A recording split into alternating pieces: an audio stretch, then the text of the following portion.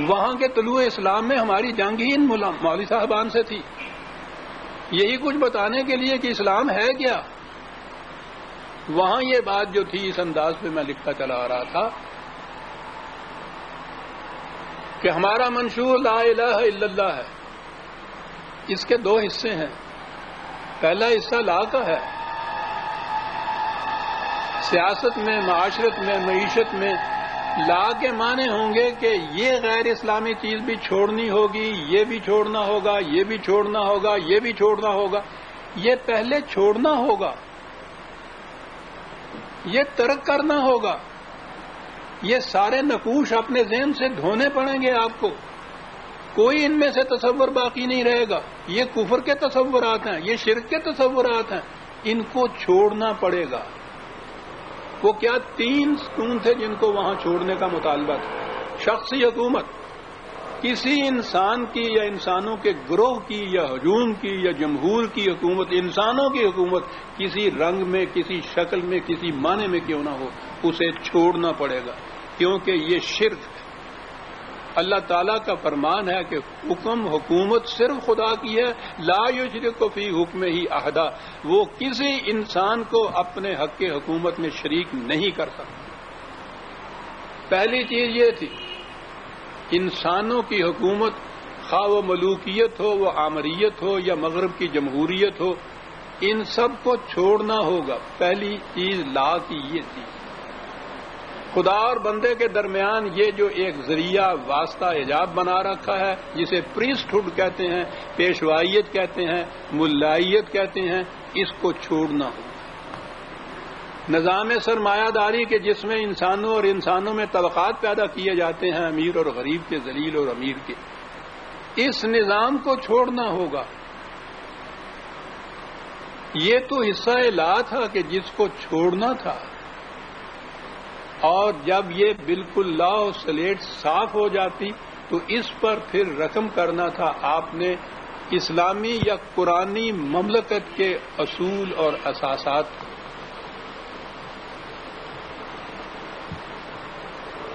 میں نے عرض کیا کہ ایک چیز تو اصول ہوتے ہیں، وہ الفاظ میں ہوتے ہیں، حروف میں ہوتے ہیں،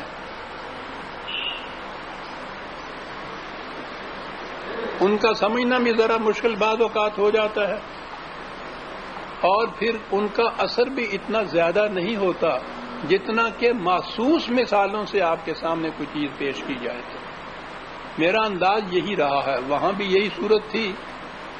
میں نے عرض کیا کہ یہ نظام مملکت، یہ نظام معاشرت اور معیشت جو قرآن نے پیش کیا ہے، اسے عملاً نبی اکرم صلی اللہ علیہ وسلم اور حضور کے خلفائے راشدین کے زمانے میں دنیا نے دیکھا تھا۔ تو میرا انداز وہاں بھی یہی تھا کہ میں اس دور کی جتنی بھی اس قسم کی نمایاں مثالیں تھیں ان کو پیش کیا کرتا تھا۔ یہاں بھی میں گزشتہ 37 سال سے یہی کر رہا ہوں، اپنے درسوں میں بھی میرا انداز یہی ہے، میں آج بھی یہی انداز اختیار کروں گا۔ یہ حکومت، جیسا کہ میں نے عرض کیا، نبی اکرم صلی اللہ علیہ وسلم کے مقدس ہاتھوں سے اس کی بنیاد رکھی گئی۔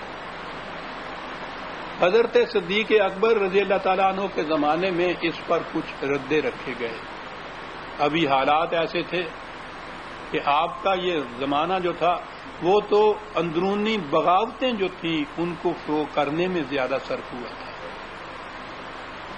ایک مملکت کے لیے جس قسم کے نظام کی ضرورت ہے، اور وہ نظام مختلف گوشوں کا نظام ہے، معاشی ہے، معاشرتی ہے، سیاسی ہے، یہ حضرت عمر رضی اللہ تعالیٰ عنہ کے عہد میں جو مملکت قائم ہوئی تھی اس میں یہ نظام جو تھے ہمارے سامنے محسوس شکل میں آتے ہیں۔ تو غنیمت ہے کہ جہاں ہماری تاریخ میں بہت کچھ یابس بھی ہے، غلط بھی ہے، خلاف اسلام بھی ہے، وہاں ایسے ایسے نقوش بھی وہاں مل جاتے ہیں جن سے نظر آتا ہے کہ یہ واقع ہی وہ اسلامی مملکت تھے جو قرآن قائم کرنا چاہتا ہے۔ آج کی نشست میں بھی میں اسی دور کے حضرت فاروق اعظم رضی اللہ تعالیٰ عنہ کے زمانے کے چند نقوش آپ کی خدمت میں پیش کروں گا، تاکہ یہ چیز محسوس طور پہ سامنے آ جائے کہ اسلامی مملکت کے خط و خال کیا ہوتے ہیں. سب سے پہلی چیز یہ تھی،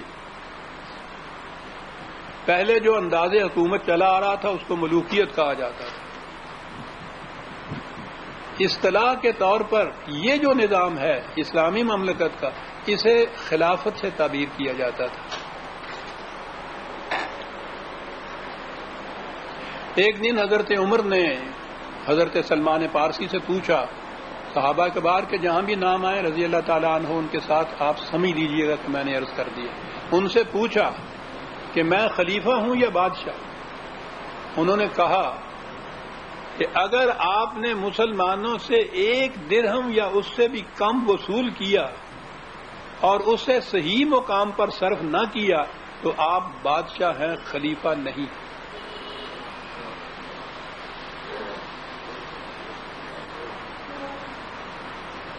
آپ کی آنکھوں میں آنسو آ گئے. اسی قسم کے ایک اور سوال کے جواب میں ایک اور صحابی نے کہا کہ خلافت و شاہنشاہیت میں فرق ہے. خلیفہ عوام کے جملہ حقوق کا محافظ ہوتا ہے، وہ ہر انسان کا حق حقدار کو دیتا ہے، وہ نہ ناجائز طور پر کسی سے کچھ لیتا ہے نہ ناجائز خرچ کرتا ہے. الحمدللہ کہ آپ خلیفہ ہیں، بادشاہ نہیں. بادشاہ زبردستی کرتا ہے، ایک سے چھین کر دوسرے کو دیتا ہے. اس انداز سے یہ حضرات سمجھے ہوئے تھے کیا فرق تھا خلافت اور بادشاہت کا فرق. ایک دفعہ کسی نے خود حضرت عمر سے یہ پوچھ لیا کہ آپ اپنے تجربے کی بنا پر بتائیے کہ خلافت کسے کہتے ہیں. آپ نے فرمایا کہ میں تو اتنا ہی جانتا ہوں کہ خدا کے سامنے حساب دیتے وقت یہ بتایا جا سکے کہ کہاں سے لیا تھا اور کسے دیا تھا. اگر اس کا جواب اطمینان بخش ہوا تو یہ خلافت ہے، ورنہ بادشاہت. کہاں سے لیا تھا؟ اس دور کے خلیفہ کا اپنی ذات کے لیے لینا تو سوال ہی پیدا نہیں ہوتا تھا. وہ تو میں ابھی عرض کرتا ہوں کہ جو وہ اپنی خدمت کے معاوضے میں لیتے تھے وہ کیا تھا؟ اپنی ذات کے لیے تو لیتے ہی نہیں تھے، مملکت کے لیے لینا ہوتا ہے نا.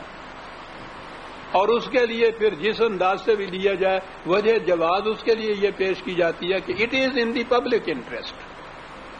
وہ ایسا ایک مبہم لفظ ہے. مقصد یہ ہوتا ہے کہ یہ مملکت کے، حکومت کے، رعایا کے مفاد میں ہے یہ ایسا لینا. اسلامی مملکت میں یا اس دور کی مملکت میں جس کا میں ذکر کر رہا ہوں، مملکت کے لیے بھی کب لینا جائز قرار پا سکتا تھا؟ حضرت عمر نے اس کے لیے بھی ایک مثال پیش کر دی.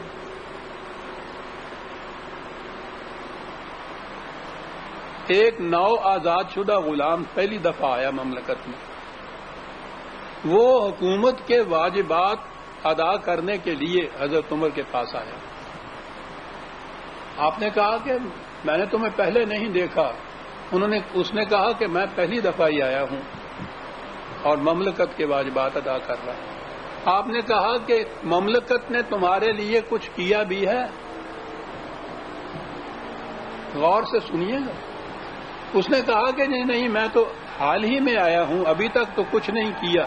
کہا کہ یہ جو کچھ لائے ہو اس کو واپس لے جاؤ، اس وقت لے کے آنا جب مملکت تمہارے لیے کچھ کرے.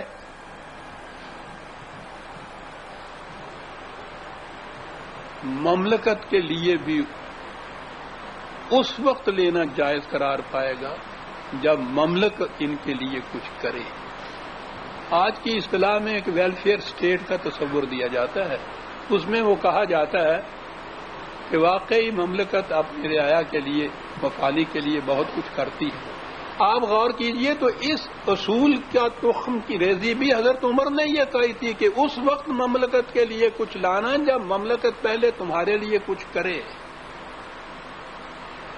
اسے کہیں گے کہ مملکت کے لیے جائز طریق سے لیا. جہاں تک ناجائز طریق کا تعلق تھا، بیت المال کے